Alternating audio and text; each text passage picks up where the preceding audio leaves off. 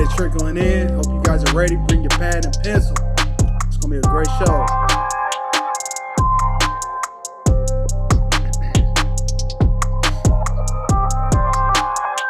Make sure you guys like and share. Hit that share tag.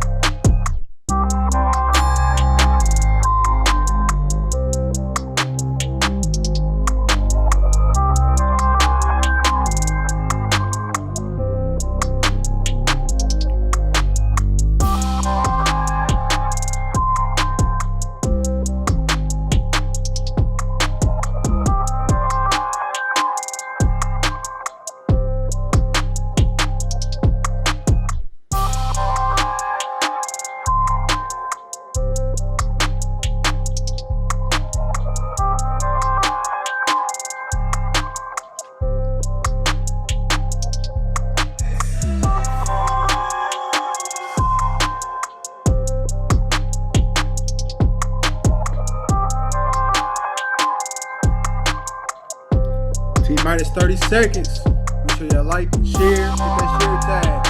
You come from Indianapolis, Indiana. Everybody put in the comments where you coming from. Perfect.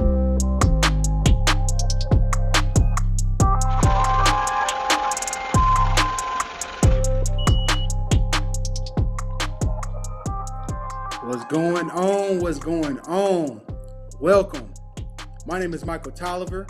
And I'm kicking off the first annual Freedom Finders Closing the Health Gap webinar. So I appreciate you guys for tapping in with us and ready to learn. I don't know about you, but I'm excited, man. It's gonna be we got a speaker on today that's gonna really come in and educate you guys, and we're gonna come together as a community to close this health gap, and that's what we're here to do. So in this webinar, we want to educate and shine a light on the chronic health issues that are affecting our Black communities the hardest. And we are bringing on speakers, like I just said, and we're going to experts in their fields, and then they're going to talk about these various topics in the health field that are contributing factors in the health gap in the Black community. So make sure you guys put in the comments. We're going to be going through, we got a whole hour ahead of us. So I don't know about you guys. Like I said, I'm excited. And I'm gonna go ahead and transition and get ready to introduce my guy. But today our speaker, today we're going to be talking about the specifics of chronic diseases. And we're bringing on an expert in the field, and he's going to educate you guys, like I said before. So I'm gonna go ahead and introduce my guy from Kansas City, Missouri, I believe, and went to ISU together. Man, he's been a previous guest on the Freedom Finders Consistent Daily Action Morning Show. So I'm going to go ahead and bring him on and let him introduce himself. So I'm going to go ahead and bring on Miguel Johns. Wrong one.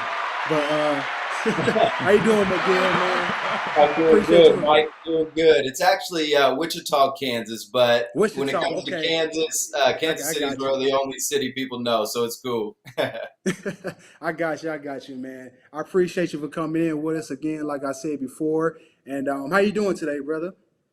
I'm doing good, man. This is, it's the end of the day, so energy's getting a little low, but this podcast is bringing me right back up. So I'm looking forward to doing this podcast and then hopping in and diving into some more work right after, building off this energy. So I appreciate it. Yep. Yes, sir. Appreciate you for taking the time out of your day to come and educate our Freedom Fighter community. Really do appreciate that. And as people coming in, and like I said before, you was a previous guest for the Freedom Finders in the past. For people who don't know, can you tell us a little bit about yourself? Like what do you do and where you from? Yeah, definitely. So my background's in exercise science. As Mike mentioned, I went to Indiana State with him. Got really passionate about healthcare while I was there. We had a class called Chronic Disease Management and Prevention, and that just opened my eyes to what was happening in the healthcare space. Really, it was a bunch of doctors and insurance providers and nurses calling out for help. They're asking entrepreneurs to step up and to make change in the healthcare system because it was broken. And so that really touched my heart. I come from a long family history of chronic disease. Dad has diabetes, both grandparents. I'm both Black and Mexican, so my entire culture's been hit with diabetes and heart disease. And I usually don't tell this story, but when I was in middle school, my grandma John, so my dad's mom, she lived her last years with us. If you call that living, she was bedridden, attached to a bunch of tubes, a byproduct of diabetes and multiple other comorbidities to go with it. And it wasn't until recently that I realized how much that had an impact on me and where that's driven my life. So I'm very passionate about fighting chronic conditions and educating people about what they can do to live a little bit healthier. And more importantly, just connecting like-minded people. And that's one of the things we'll dive into, I'm sure, today. So I'm not gonna give away the whole story right here in the beginning. Yep, yes, sir, man. I appreciate that story and appreciate the insight on why you even in this health in the healthcare field in the first place. So appreciate that insight. I know our audience does as well, and which I'm going ahead and transition to the questions. All right. So Yeah. the first segment of the question is going to talk about the problem. All right. So the topic today we're going to be talking about chronic diseases specifically, and we're going to talk about the problem, and we're gonna come up with some solutions as a collective, and then give you guys some resources so we can come together as a community and to help close this health gap that's affecting our Black communities in particular. So, my first question for you, Miguel, can you tell us, for people who don't even know, what are chronic diseases? Yeah, so a chronic disease is any disease that's going to persist over a long period of time.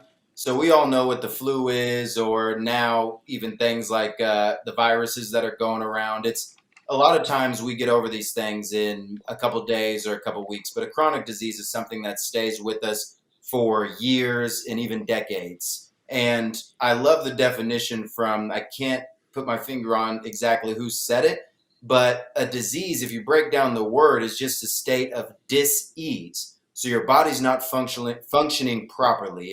It's in a state of dis-ease and things are going wrong and it's working hard to try to correct those things.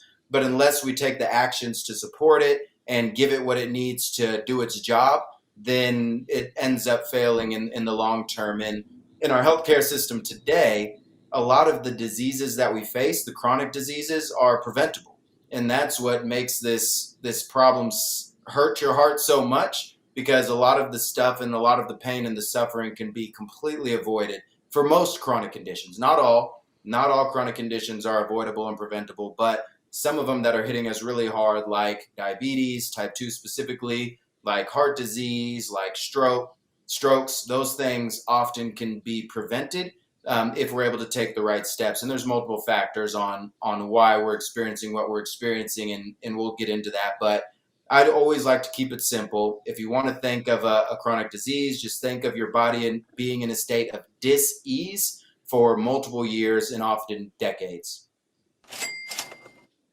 Hey, I love that. I love that answer, brother. I know. I know definitely. Chronic diseases is definitely a big issue that our communities are being hit hard with right now, and and it's happening at a disproportionate rate compared to other ethnic groups, and which brings me to some studies. If you could pull up this slide for me, Devin. Studies show African Americans ages 18 to 49 are two times more likely to die from heart disease than white Americans.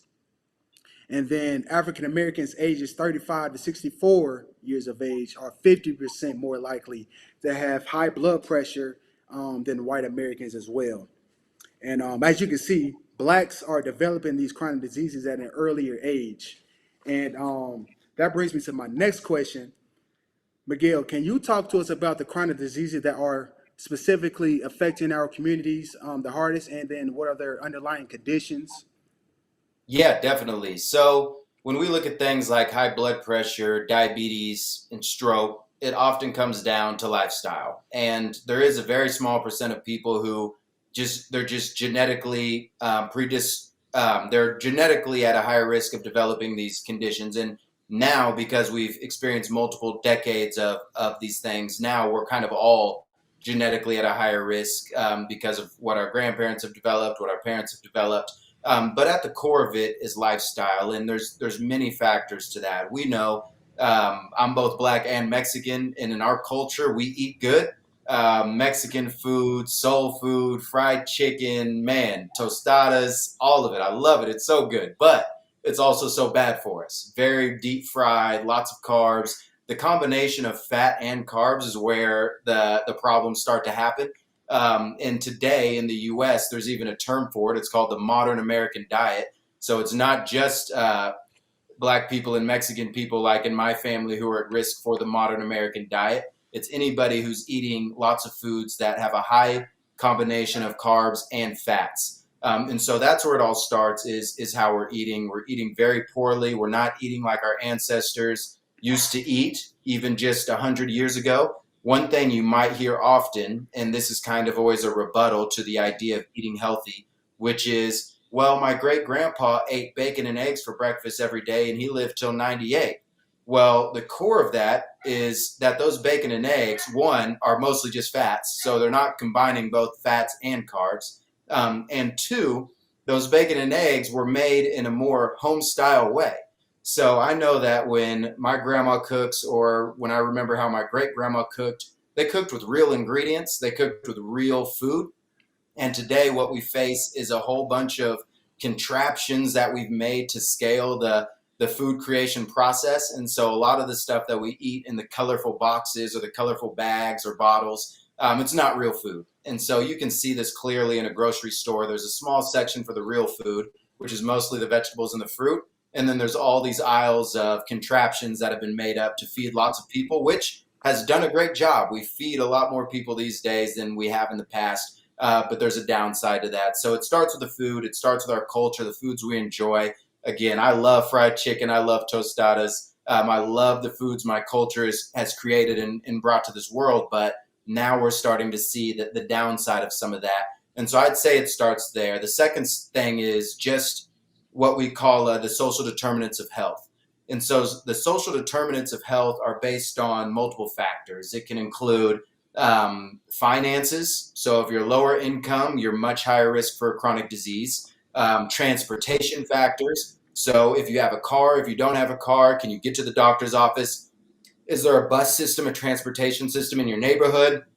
And what we notice is low income communities where there's a lot of African Americans, there's not these options. There's another factor, which we call food deserts. And one of my favorite role models, Dr. Daphne Bascom, who's a VP of Population Health at St. Luke's Hospital in Kansas City, she's even taken it a step further and has started identifying food swamps. So a food desert is an area where there's not a lot of healthy options. And there's a lot of these across the country, specifically in low income neighborhoods. Very much, it's a much higher rate in the low income neighborhoods where it's mostly minorities. So that plays a huge factor in this. A food desert is where there's not a lot of healthy options. A food swamp is where not only are there not a lot of healthy options, there's only these contraption foods available. So there's a gas station and it's full of these colorful bags and boxes of goodies, of these chips, of these candies, of these sugary drinks. That's what we call a food swamp.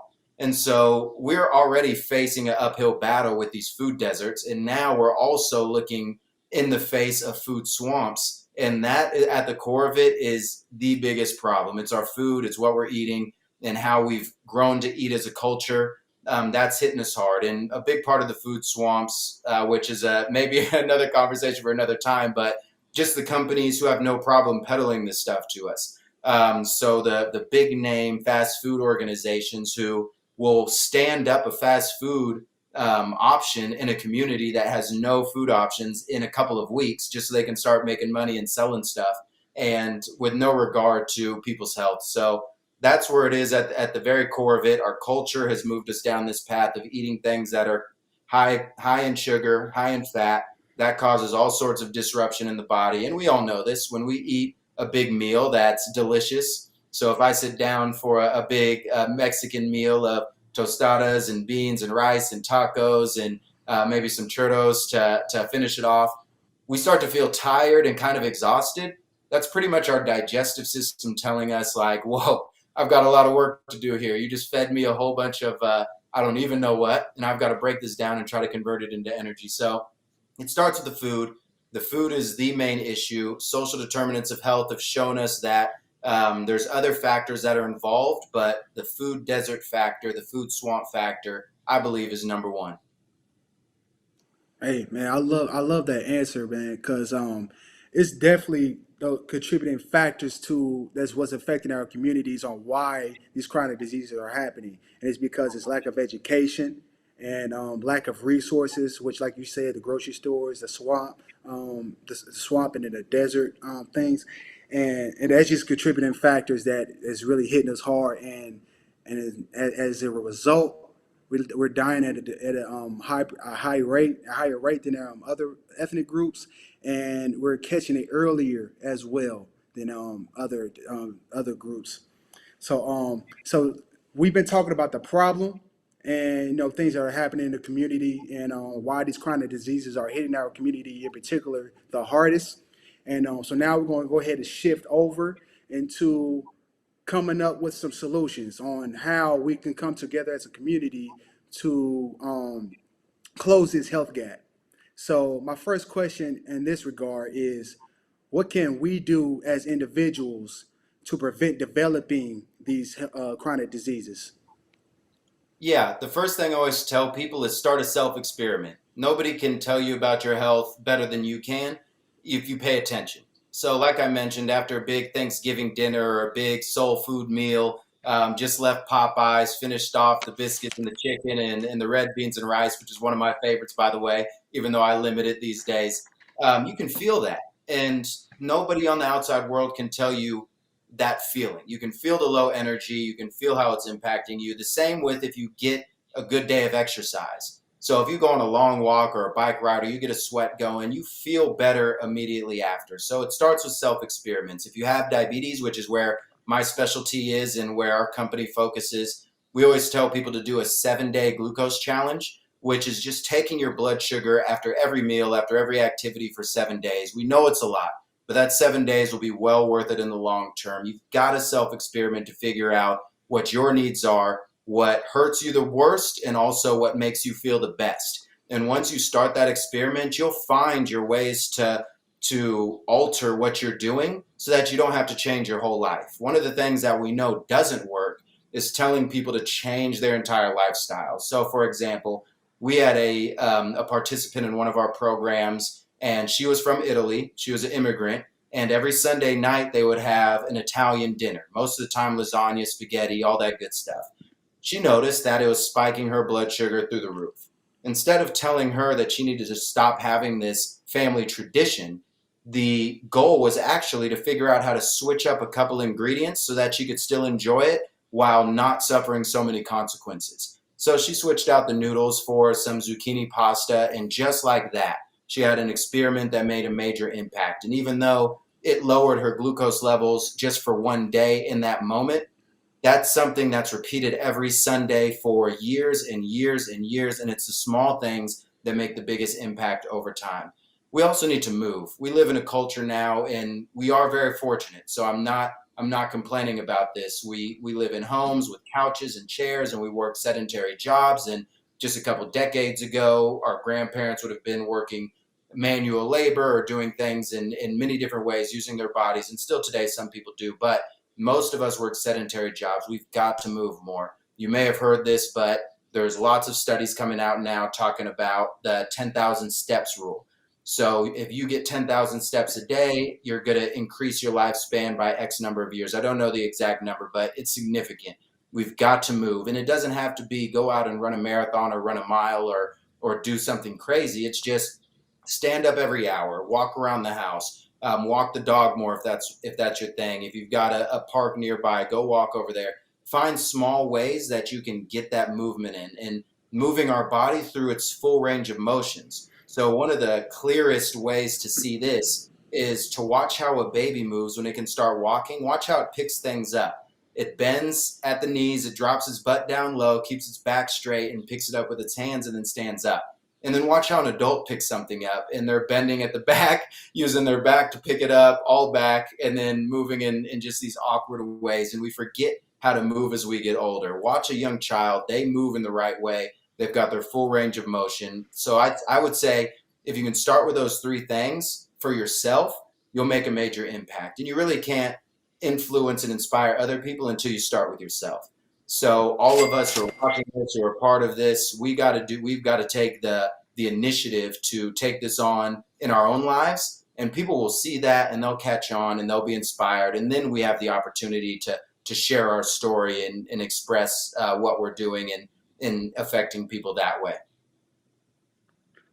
Yes, sir, man. I love all three of those factors, man. And shout out to Devin, by the way, for when you said the movements. He made it. He created a challenge to where we have 100 movements a day, and whether it's push-ups or for the Freedom Finder family, whoever, just a simple movement, like you said.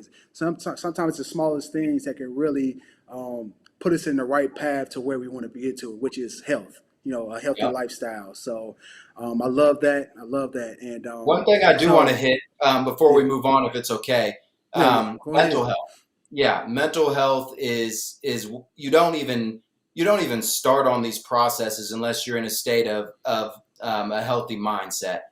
So mental health needs to be at the top of our list for all of this. We need to move. We need to eat better. We need to understand ourselves more. And I think that all starts with mental health. If we can start putting an emphasis on taking care of ourselves internally in our heads, and understanding what it means to be human and what it means to have doubts and fears and stress. All of this stuff we've tried to ignore for a very long time in our culture, and now we're seeing the repercussions of that. People aren't really sure how to deal with it. If they just knew that we are all dealing with it, we're all going through this struggle of this voice talking in our head and telling us negative things, and understanding how to maneuver that, and taking the actions to create more positive thoughts in a more peaceful mind space, that is going to be key. So I don't want to forget mental health in there. We need to eat better. We need to move more, even just little movements. We need to understand ourselves, and we need to really focus on mental health.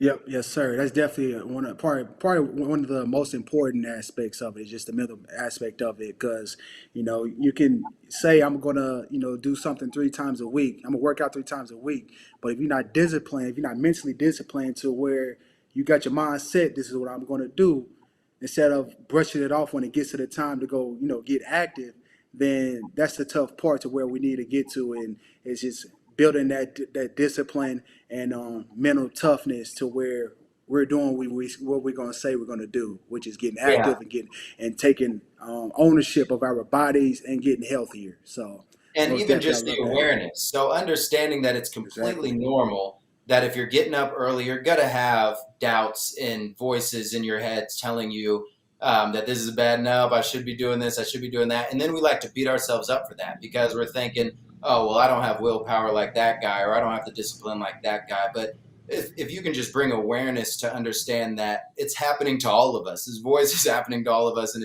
it's coming with doubts and negative thoughts. And as soon as you have that awareness, then it's not as powerful. It doesn't have so much control over you.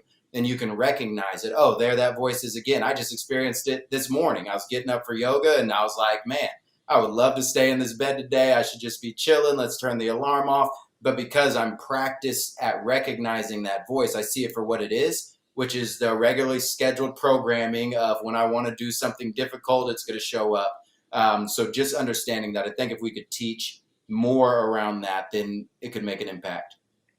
Yep, most definitely. So everybody that's watching, go ahead and put a thumbs up in the comments if you like that answer, and if you are going to take advantage and um, to better help your lifestyle and put it in the right direction and change your lifestyle. So go ahead and put a thumbs up in the comments, and I'm going to go ahead and transition to the next question for you, Miguel.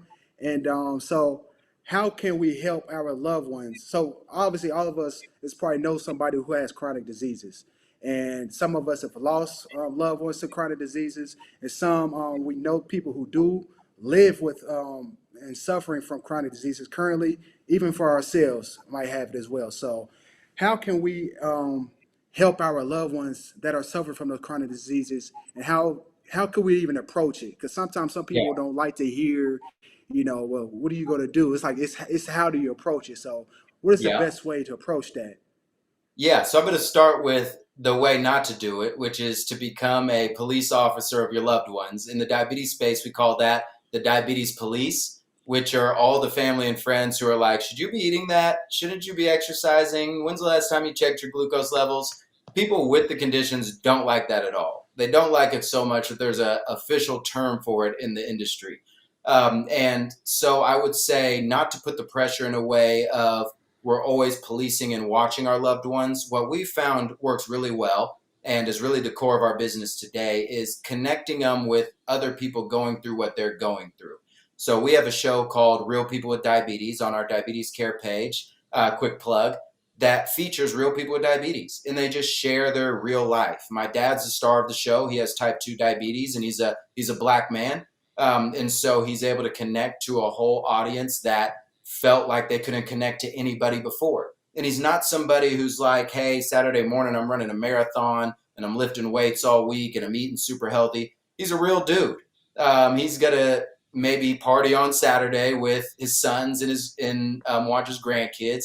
He's got to enjoy some foods that he loves on a day that he's planned to enjoy those foods. He's going to take his medications like he's supposed to, get his workout in, and do the things that he needs to do to keep his numbers in a safe place. But he's going to keep it real the whole time. And so we're featuring more and more of these people who are just living their lives. They have their condition in a safe place and they're doing it in a real way. And they're able to connect to people who are like them. And so I would say that would be the first step, is to help your loved ones find a social group that is going through something similar that they can resonate with, that they can learn from, and let them go off on their own journey in that direction. We don't need to police them. We don't need to be slapping their hands away from all the sweets. People are going to do what they do, and if we try to tell them what to do, they're going to. We know this. They're going to revolt against that, and they're going to try to do something completely different. And so, finding those groups and helping connect to those groups, I think, is number one. And if you have a loved one who's doing well, maybe asking them to get involved in that's a way they could give back. So if you have a loved one who's a minority, who comes from a background where you don't see a lot of healthcare professionals with a similar background, and they happen to be managing their condition or preventing complications well, then and try to encourage them to do an Instagram story or share a post or tell that story. We don't realize how powerful stories are. I heard a great message about our attention spans today and how we have an attention span of like 5 to 6 seconds or something crazy. But what keeps people's attention are movies that are an hour, 2 hours. We'll watch the whole thing. Netflix show that's over an hour, we'll watch it without breaking our attention at all. And the reason is because it's story based. And so if we've got loved ones who are doing a good job, or friends or anybody in our community, just maybe ask them if they'd be willing to share their story. And that way they'll be able to resonate with people who we don't even know who are going through these struggles. We can reach them in new ways. We can share stories without policing them, without telling them exactly what to do, just showing, here's an example of how this guy's doing it or this woman's doing it well. Here's also an example of how they live their lives like a regular person. I think we need more regular people sharing their stories to make a bigger impact, because we have plenty of doctors. We've got plenty of people who have reversed a condition and ran a marathon and done something spectacular. That's not as effective as real people living real life. Yep, most definitely.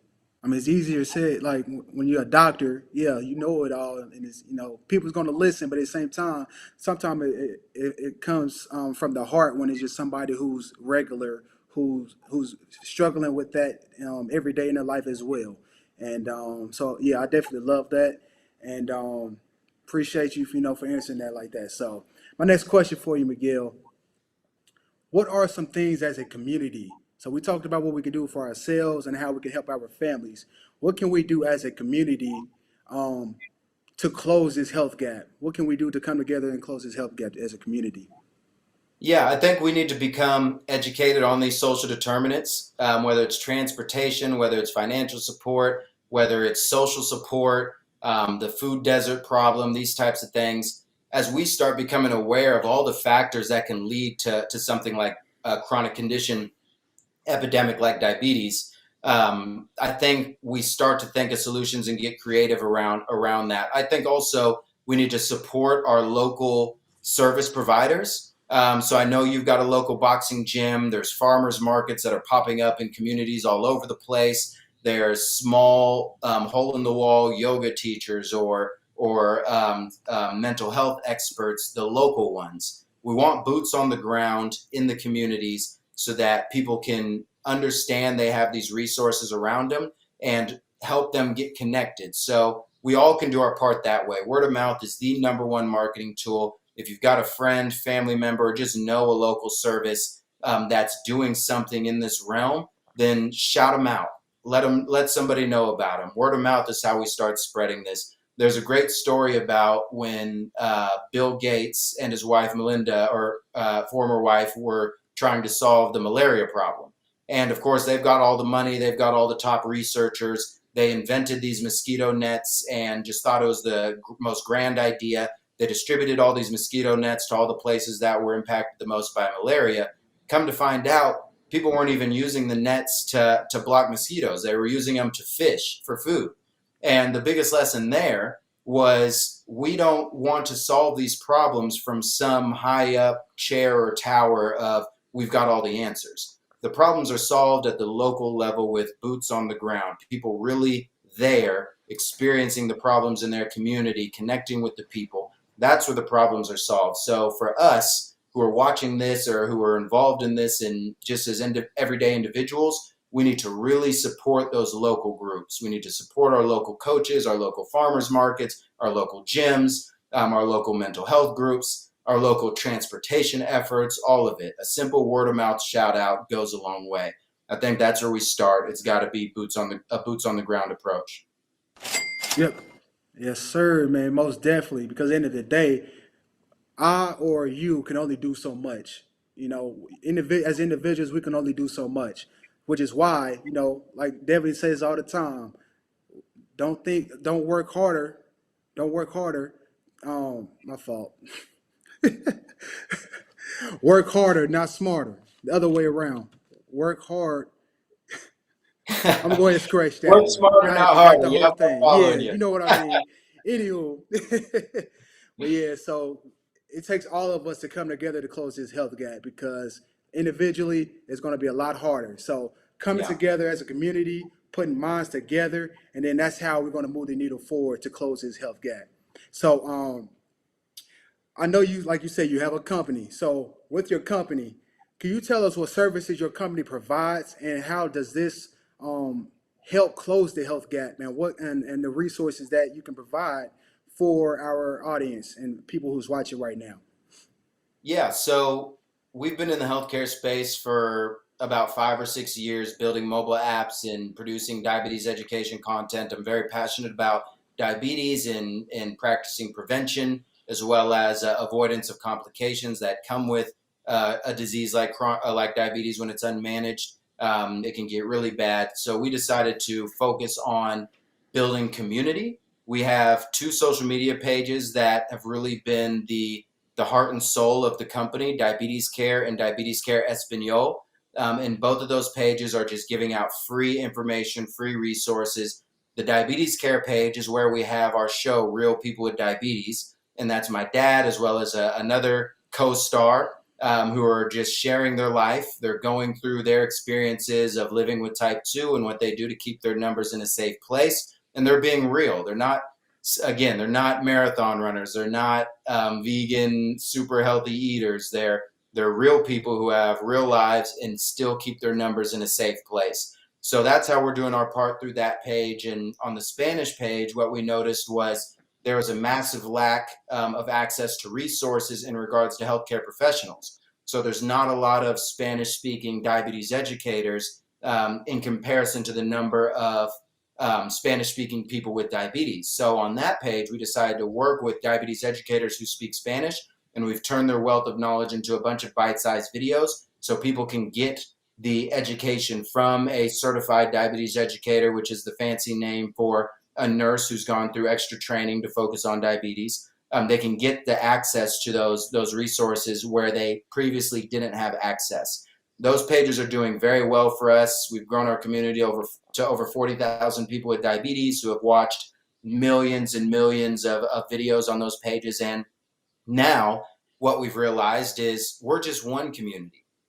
Our biggest impact would be if we could help multiple healthcare organizations accomplish this. And so we've started building products and tools and technologies for healthcare organizations, clinics and hospital systems, and even health plans to help them do the same, to help them capture the stories that are already within their organizations. Although Pops and Coach Vic are the stars of our show, those are just two patients with diabetes. A hospital system has 1,000 Pops and 1,000 Vics. And so if they can capture all of those stories within their organization and transform it into social media content, they can start impacting millions of people as well. And if we can help thousands of healthcare organizations do that, then I think we can start moving the needle. So that's what we're working on today. The social media pages are there. If you have a loved one who's living with diabetes, send them there. They'll love the show. I promise you, it's very entertaining. It is about diabetes, but our creative team, our producers are amazing, and they make it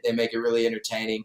All free. Don't have to pay anything. Don't have to sign up for anything. Just watch the show. Some episodes are 5 minutes. Some of them are 20 minutes. And they're just walking through different tactics and things that they do. And then in the comments, people are commenting what they do and some of their favorite things. And so it turns into this system, this organic system of help, where, oh, you use that type of almond milk, I love this kind. Oh, you use that brand of whatever, I love this kind. And so then that's where connections just start happening naturally. So we do that through our own pages, and now we're helping healthcare organizations do the same.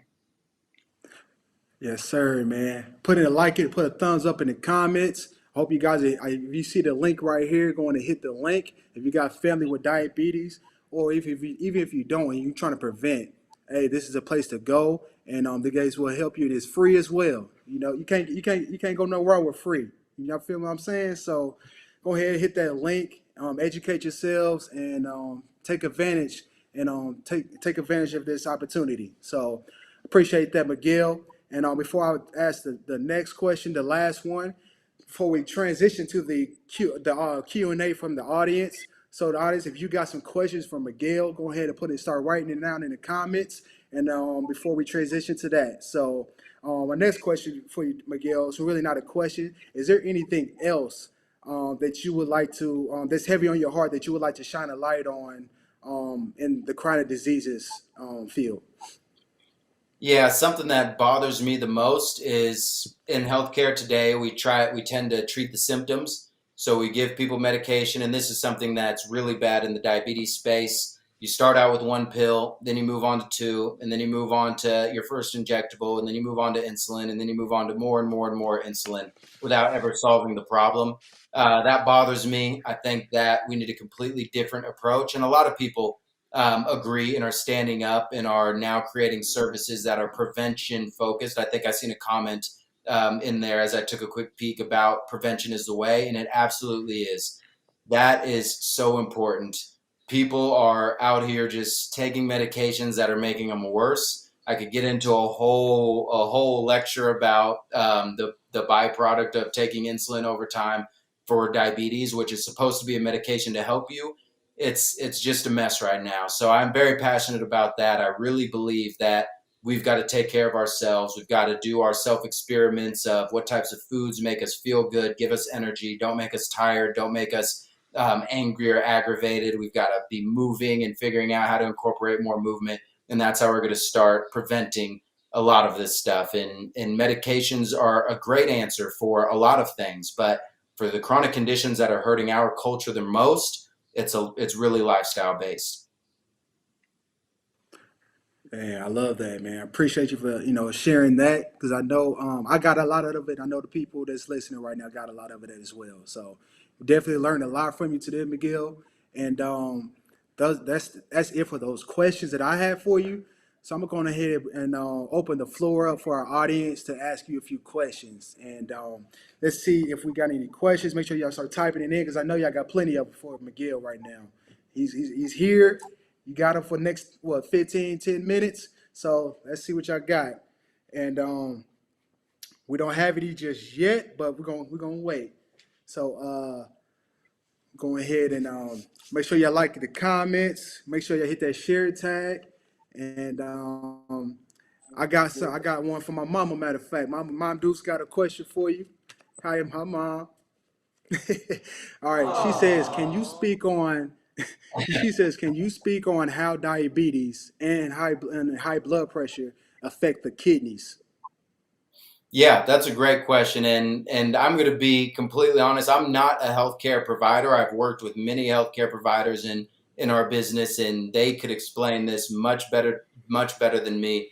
The way I like to explain it is diabetes leads to multiple complications if unmanaged. And unmanaged means we're not keeping our levels in a safe place. So diabetes, there's many reasons why our glucose will stay high. The most common reason is because we've got extra fat in our cells, and that's blocking the ability for glucose to get into those cells, which means it stays in the blood longer, which is why when you check your blood sugar 2 hours later, it's still higher.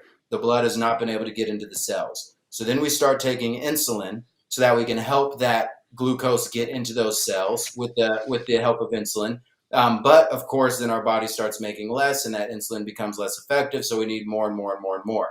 The way I understand these complications is it is the byproduct of the elevated glucose levels over time, which causes inflammation, which puts us in a state of dis-ease. And then at that point, it just depends on your background and your lifestyle to determine which one of the bad complications you're going to end up with, whether that's loss of vision, whether that's neuropathy, which is the scary one that involves losing fingers or feet or any extremity, whether it's kidney failure, which of course is just as scary, and then heart disease as well is a major one. All of those are the byproduct of the elevated glucose levels over time. So years and years and years of unmanaged diabetes leads to the body being in an even more intensified state of dis-ease, going back to that word disease. And then the byproduct of that are these different complications. And there's more science in how you can dive even deeper of, okay, I got kidney disease versus neuropathy. Here's all the chemistry and information behind that. I'm not going to dive too deep into that because I am not a doctor for this. But just to keep it simple, that's at the source of it all is elevated glucose levels under time. Got to get those glucose levels in control, get them in balance, and that'll decrease your risk for any complication, even if you have type 2 diabetes for a long time. Okay, I love that. I love that. Appreciate you for answering that, Miguel. And I have something else for you. Another question. Actually, Devin, he wants to know: is there any other ways that we can help our loved ones other than, Yeah. like you said earlier, which was not being not being the diabetes police? And is there any other ways that we can help our loved ones that's suffering from these chronic diseases? Yeah, be the example, share the examples. So, being the example, if you're having loved ones over for a family dinner or for a holiday, hey, I made this stuffing with a healthier option. I made this gravy with healthier ingredients. I changed up how I'm doing my XYZ. I started taking more walks and it's making me feel this way. So, share your personal experience. Don't say, hey, you should do this, but rather, here's what I'm trying and here's why I love it. And when you're the host of your loved ones or picking the restaurant or picking the Saturday activity, that's when you can start leading by example.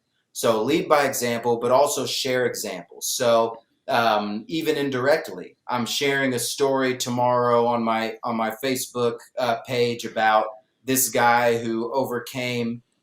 He actually, and this is actually a real story. There was a guy who used to be a paratrooper and became really disabled from jumping out of planes over and over and over again, started doing yoga and transformed his life. So just by sharing that story on my page, I'm not telling anybody to do anything. I'm just showing the power of yoga that it can have on your body and that's just one example. So be the example first, actually live it, and through living it, you start to inspire people and people start to ask questions. Hey, what was that you were doing? Oh, you're looking way better. You seem vibrant, you seem mobile, you seem healthier.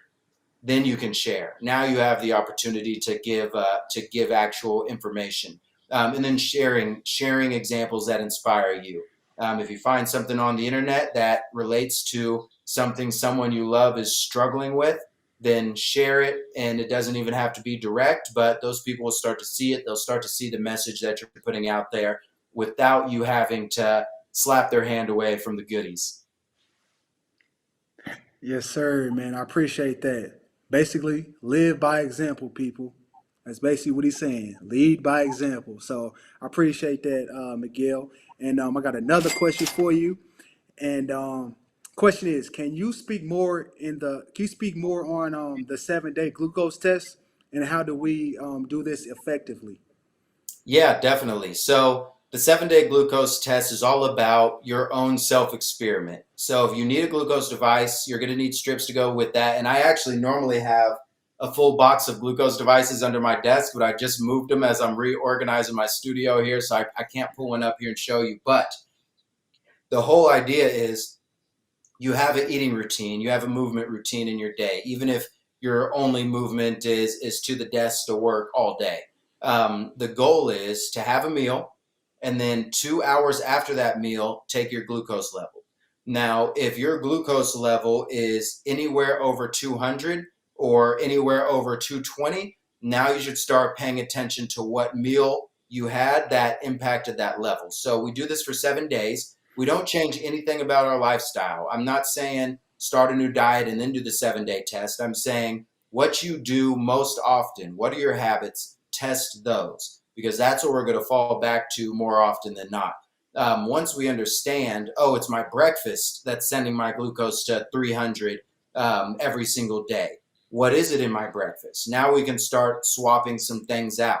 So if I have oatmeal, eggs, bacon, and pancakes, maybe I'll take away the pancakes and see how that affects my levels the next time. Maybe I'll test just the bacon and eggs, and oh, now my glucose is at a healthy level. It's at my 120 mark, my 80 mark, whatever that healthy level is for you.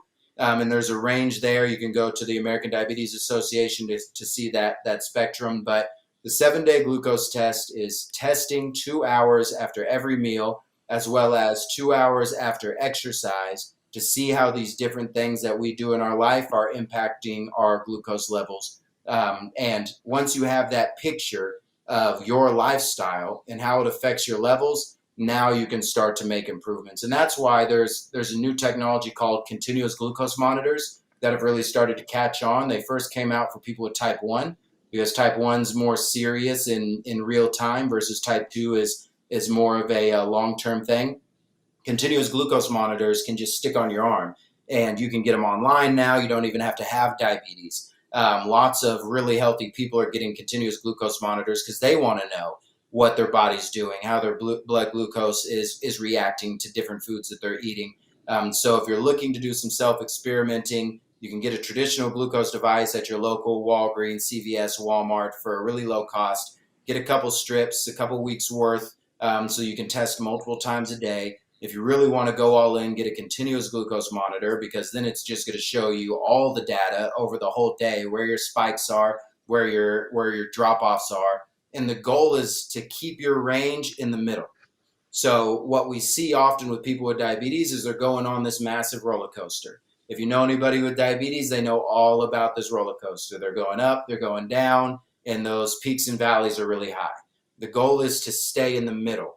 And you stay in the middle by understanding what's spiking your glucose and what's bringing it way down. So that's where to start. If you're using a manual traditional machine, 2 hours after you eat. If you've got a continuous glucose monitor, just slap it on your arm and it's going to tell you everything you need to know. Okay, love that, love that. And as we're closing in on time, I have one more question for you. Last question from Miss Scott. It has a good ring to it, by the way. Is there a specific diet that is more beneficial for diabetes, or is it being food conscious beneficial enough? So there's an amazing journalist who wrote a book. I can't even think, I'm blanking on the name of the book. It is a little late here, but he has a quote that says, "Eat real food, not too much, mostly plants."